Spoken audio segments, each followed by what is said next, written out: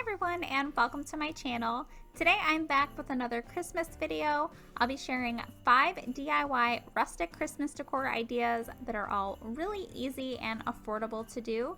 If you guys want to see how I created each project, then please keep watching.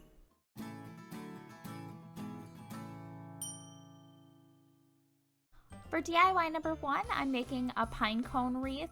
For this one, I'm using an 8-inch wreath form from Dollar Tree, and I'm going to be using the back side of the wreath form as the front side of my wreath.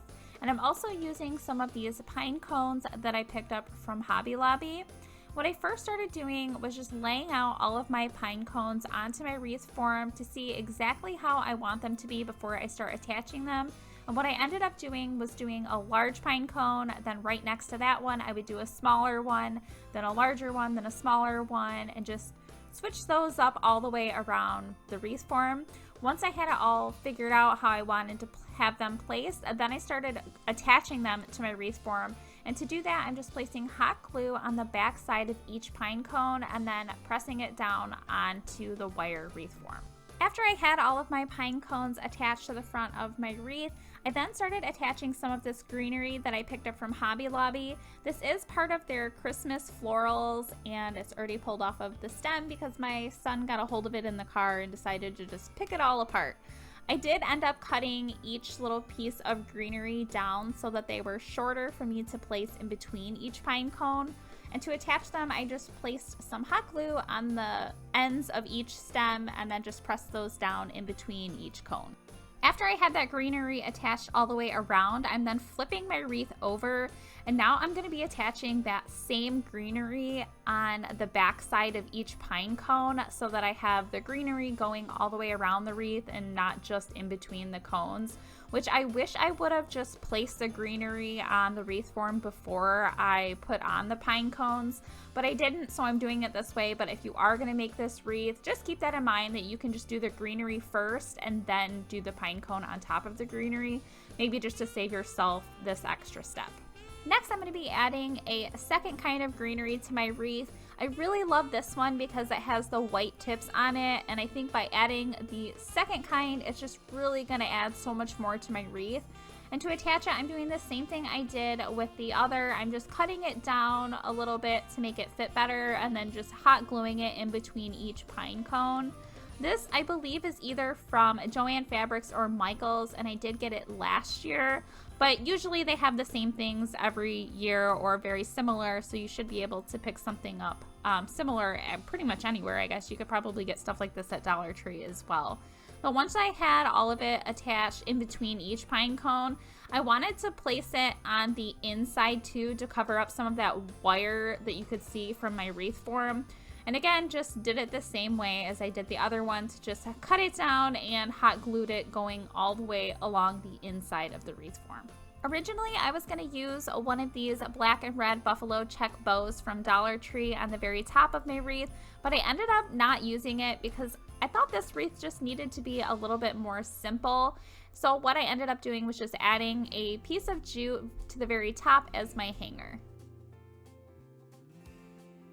And here is my pine cone wreath all finished. I absolutely love how this one turned out.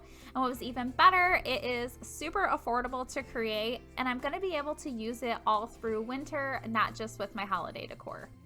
Moving into DIY number 2, I'm making a mini tree shadow box. For this one, I used one of these wooden plaques, and I got this one from Michaels. You can either use it with a flat side or like a shadow box like I'm going to be doing.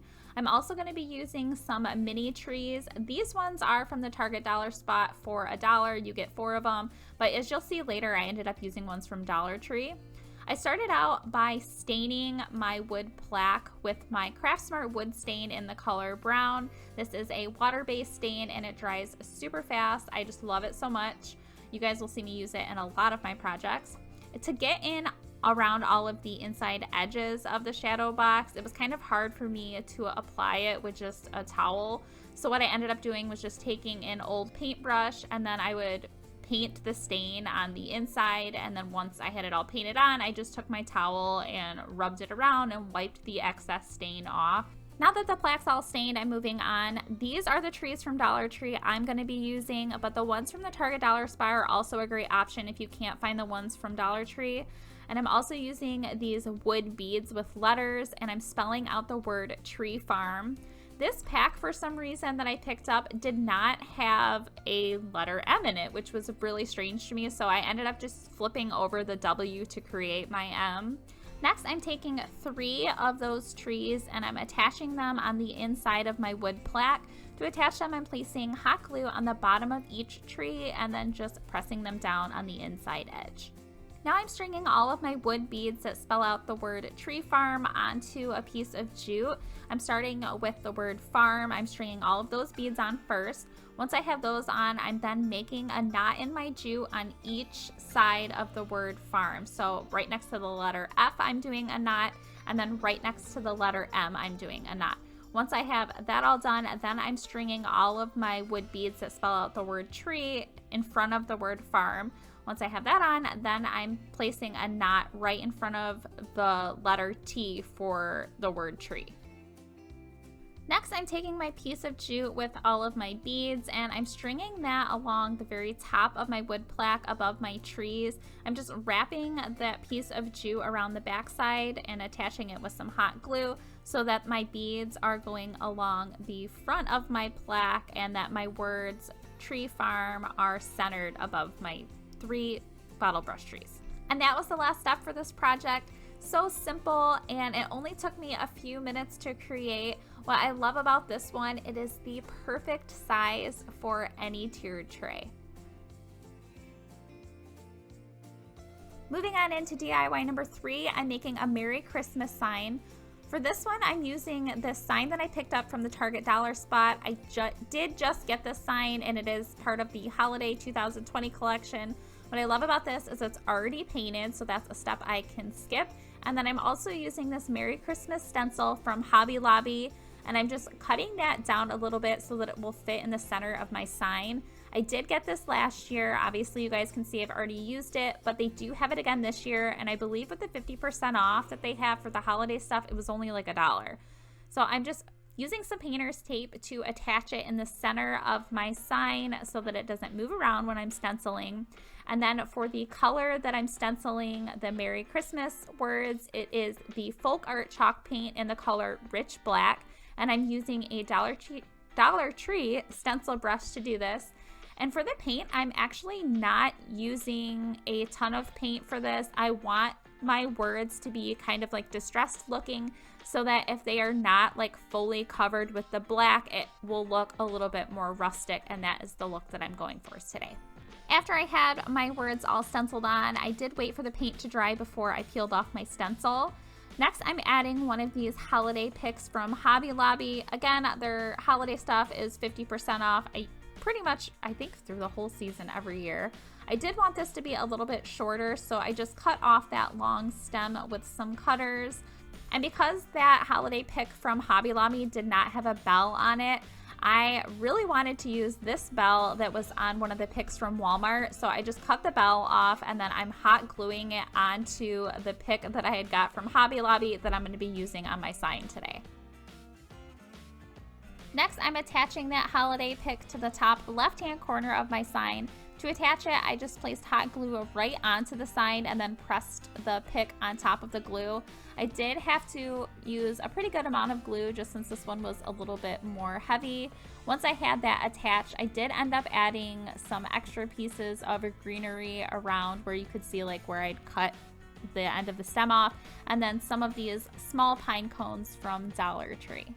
I thought by adding a rope to the very top of the sign as my hanger would add a little bit more of a rustic feel to this sign, even though it already has a hanger on the back of the sign.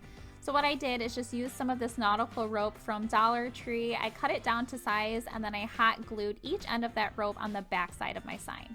This is my Merry Christmas sign all finished. I think it is so cute and definitely has that rustic feel that I love so much. And it was super simple to create, especially since the sign was already painted.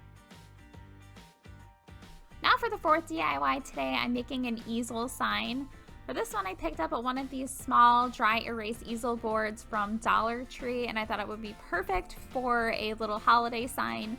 So what I'm doing is taking some of this burlap ribbon from Dollar Tree, and I'm just wrapping it around the front center of the easel, just cutting that down to size, and I'm hot gluing the two ends of the ribbon along the back side of the easel.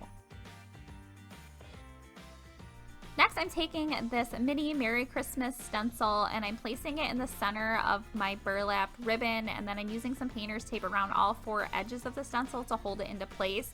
I forgot to show this earlier in the video, but this little stencil did come on a sheet of stencils from Hobby Lobby, and it had a bunch of different like holiday stencils on it, and I believe it was $1.99 or $2.99, and then you get half off of that. I just cut the Merry Christmas part that was on the sheet of stencils out so that it could fit onto my burlap ribbon, and I did use it on another project already, as you can see. For this project though, I'm using my folk art chalk paint in the color ink, and I'm using a Dollar Tree stencil brush to apply it. You guys know I love these little brushes to stencil. Once I had all of that stenciled on, I then just removed the painter's tape. But since this is a dry erase easel, I did have to take some paper towel and just wipe off the paint that was underneath the burlap ribbon, and it just came off really, really easily. Then I wanted to have the ribbon attached closer to the easel because it was kind of like poofing out a little bit. So I just placed some hot glue on each end or each side of my burlap ribbon just to hold it into place and have it fit a little bit tighter to the dry erase board. Next, I'm using some of this green decorative trim that I picked up from Hobby Lobby. I did find it over by like where you buy ribbon. I'm using that to create a wreath to go around my words Merry Christmas. I wrapped the trim a couple of times around, cut it down to size, and then I'm taking the two ends of that decorative trim and then just wrapping them around each other because it does have a wire, and I just needed it to stay into place so that it's formed like a wreath. Then I'm taking some of the berry garland that I got from Dollar Tree, and I'm wrapping that around the green decorative trim to add some detail and really make it look like a wreath. I'm then using some of this holiday ribbon that I picked up from Dollar General. It was $1, and I love it so much. I think this ribbon is so beautiful, and what's great about it is it does have the wires on each side, so it's really easy to form around things. I cut it down to size and looped it around the very top of what's going to be my wreath, and then flipped over my easel and just hot glued that ribbon down along the top back side. You could leave your easel sign just like this, but I like to add tons of detail to things, so I'm taking some mini pine cones from Dollar Tree and I'm just cutting the ends of them off so that I have really small, tiny pieces of pine cone, and I'm hot gluing those around the front of my wreath. This step can be a little messy, but I really love the end result. This is my Merry Christmas easel sign all finished. I think it is super cute. It would be great on a shelf or a tiered tray, and it was really inexpensive to make as well. For the fifth and final DIY today, I'm making a reindeer sign. For this one, I used an unfinished wood sign from Dollar Tree, and I first started painting it with my folk art chalk paint in the color Rich Black, but I ended up not liking it this color, so I repainted it with the folk art chalk paint in the color Tuscan Red, and I did have to do 2 coats of this paint to get all of that black color all covered up, but if you're just painting it with the red, you could probably get away with just 1 coat. For this project, I'm also using 3 of these unfinished wooden reindeer ornaments. These did come from Walmart, and they came in a pack of a bunch of different holiday wooden ornaments. I'm not going to be using the hanger for this project on the ornaments, so I just cut that off. And then for all 3 of the reindeer, I'm painting them with the Waverly chalk paint in the color Ivory. While I was waiting for my reindeer to dry, I decided to add a really simple bow to the top of my sign. And for this, I'm using this black and white buffalo check ribbon, and this is from Dollar Tree. I just made, like I said, a really simple bow, and then for the tail ends, I did cut them in a diagonal shape. Then it was time to attach everything to the front of my sign. For the reindeer, I placed hot glue right on the back side and then just pressed those down onto the front of the sign. And I ended up doing the 2 reindeer on the ends a little bit lower than the one in the middle. And then for the buffalo check bow, I just placed some hot glue right in the center of the bow and then pressed that down on the top portion of the sign right in the center. I also added some greenery around my entire bow. I just cut those extra greenery pieces that I had laying around down really small, and then I used hot glue to attach them. And then for this sign, I thought it would really pop with some of this white cotton cord that I got from Hobby Lobby. I use this in a lot of my crafts. I love this stuff so much. And what I ended up doing was just tying a knot on each side of the cotton cord that I'm going to be using for my hanger, and then just hot gluing that down over those holes that were already pre-drilled into the sign. I just wanted to cover those up, so I just hot glued the 2 knots on each side of those. Here is my reindeer sign all finished. Again, this is the perfect holiday project if you're looking for something that's really affordable and easy to do. I hope that you guys enjoyed today's video. If you did, please give it a thumbs up. If you're not subscribed, I would love it if you would subscribe. Be sure to hit the notification bell so that you don't miss out on any of my future videos. I'll be having so many more holiday DIYs this year, and I would love to hear from you guys in the comments down below and let me know which project from today's video is your favorite and what other kinds of DIYs or videos that you guys are wanting to see from me here on my channel. Thank you so much for watching.